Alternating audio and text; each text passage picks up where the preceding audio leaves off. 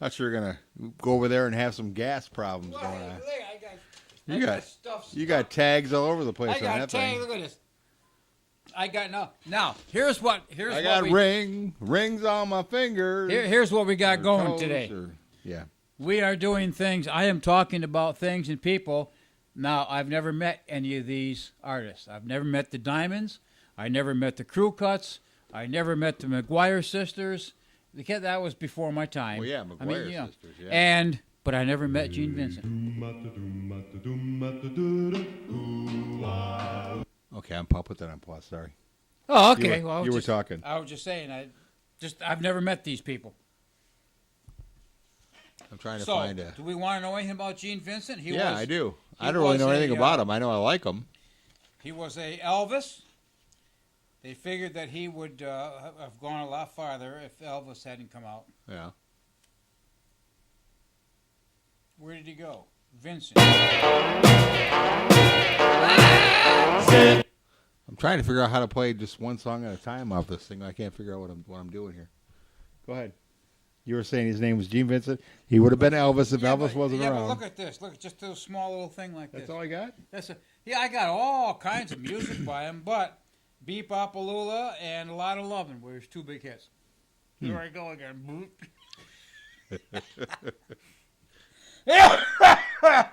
Excuse you. Born Vincent Eugene Craddock in 1935 in Norfolk, Virginia. Why not? It's either the Bronx or Norfolk, Virginia, right? Right. Died of bleeding ulcer in 1971 at the age of 36. Now, isn't that a tragedy? It is. Yeah, it was. He was worried because he wasn't like Elvis. He injured his left leg in a motorcycle accident, and in 1953 had to wear steel brace. Thereafter, formed the Blue Caps in Norfolk in 56, appeared in movies, Girl Can't Help It, and injured in a car crash that killed Eddie Cochran in England in 1960. Boy, this guy should have stayed off of motorcycles. Right. Anyways, that was Gene Vincent. He was good rock and roll. I mean, I loved the sound that he had. You were talking. I never did meet him, even though he came from Norfolk, Virginia, where I was stationed down there. And yeah. But he was never around that short period of time I was there, and all the DJing I did, and I was going to say KBW, but that was. If you would have been like a race car driver or a motorcycle driver or something, maybe you would have met the guy. Yeah. So. But my Buffalo and my Schenectady, New York DJ in New York City did not take me to see Gene Vincent. Oh, I was just thinking, can I borrow your glasses? I can't read a damn thing on it. You got glasses on. I can't. I start. Well, the trifocals, they don't work. Well, they're hard to see. I had to go like this because look at the printing on there. I don't know why they did it that way. Yes, Can you read that? Yeah, can you read that? Yeah, right. Maybe it's better on the inside. Oh, nothing on the inside. Well, yeah, take the thing out. And then it got a nice one on the inside there. If you can get the darn thing to come out. Anyways, Gene Vincent was the first Elvis, and they figured if Elvis hadn't come along, Gene Vincent, like Buddy Holly, would have had a much bigger. Oh, there we go. A much bigger. What do you call it? Career. Yeah. But I love that guy's sound, though. Me too. Yeah. Yeah, I mean, Bebopalula. I mean, Who Slapped John? It was kind of like Buddy Holly, a lot like Buddy Holly as far as a lot of guitar work. Yeah, and the little echo reverb. So, but I was going to say about Elvis Presley. The guy did have charisma, didn't he? I got a DVD, and it was some yard sale I went to. Got it for $3, and it was 4 of his movies.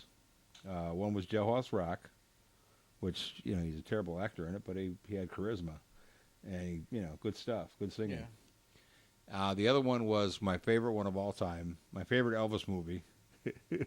Hate admitting it, but it was I can't think of the name.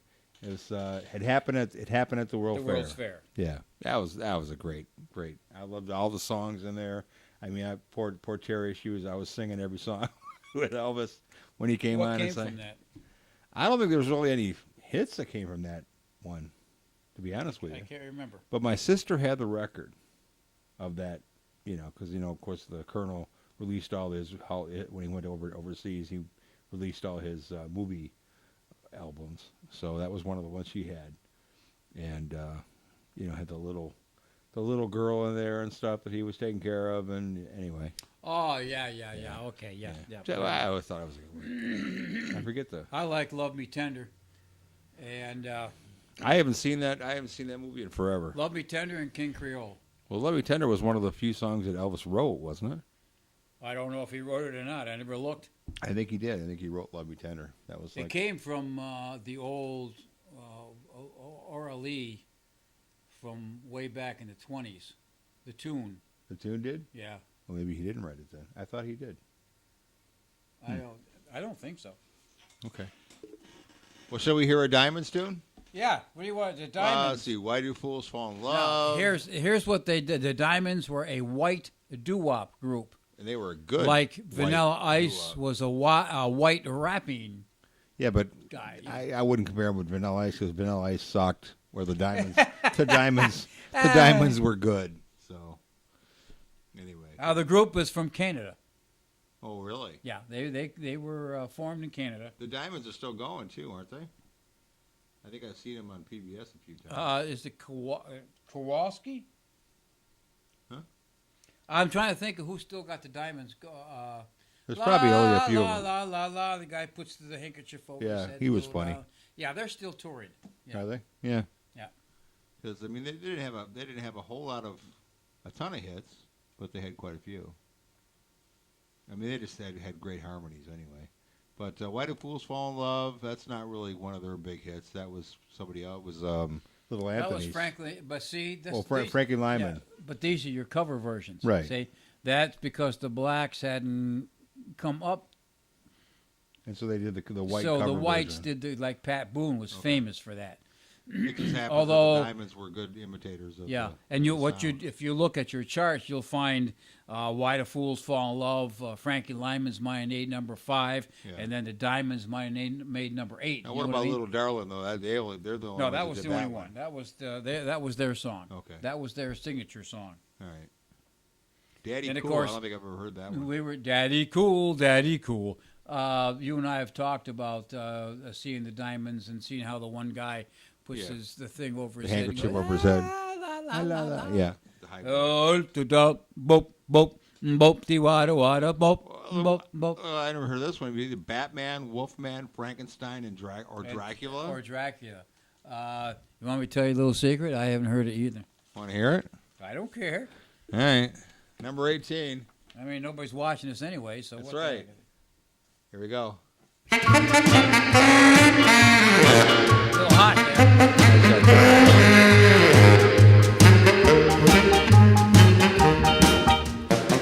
I love to take my baby to a movie show, so I can try to smooch her while the lights are low. But she won't cuddle to a story of romance. There's only one way I've got a chance. It takes the Batman, Wolfman, Frankenstein, or Dracula to put her in the mood for love. It takes the cat, girl, dog, boy, creature from the Black Lagoon to make her feel like making love. It takes a monster from outer space to make my baby want my embrace. And when I hold her, she's like a dream. If only she can hear somebody scream.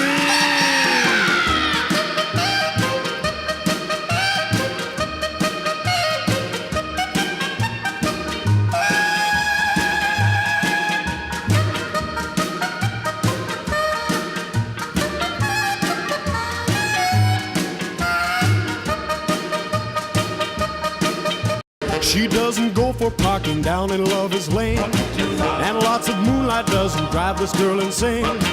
She thinks that dreamy music really is a bore, but I found out what she's looking for. It takes the Batman, Wolfman, Frankenstein, or Dracula to make her tender as can be. It takes a cat, girl, dog, boy, creature from the Black Lagoon to get her making love with me. If there's a madman whose teeth are curled, who grows a bed bug that wrecks the world, she gets romantic. It's really quaint when all the other women start to faint.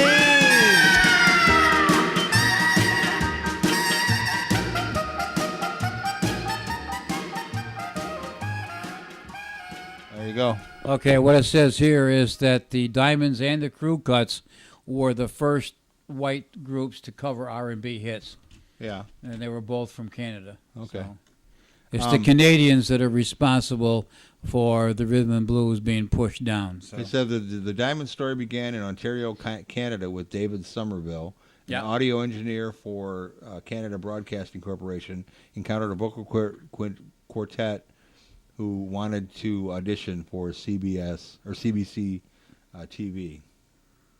Phil Levitt, the lead singer, Stan Fisher, Somerville had sang in the quartet in high school.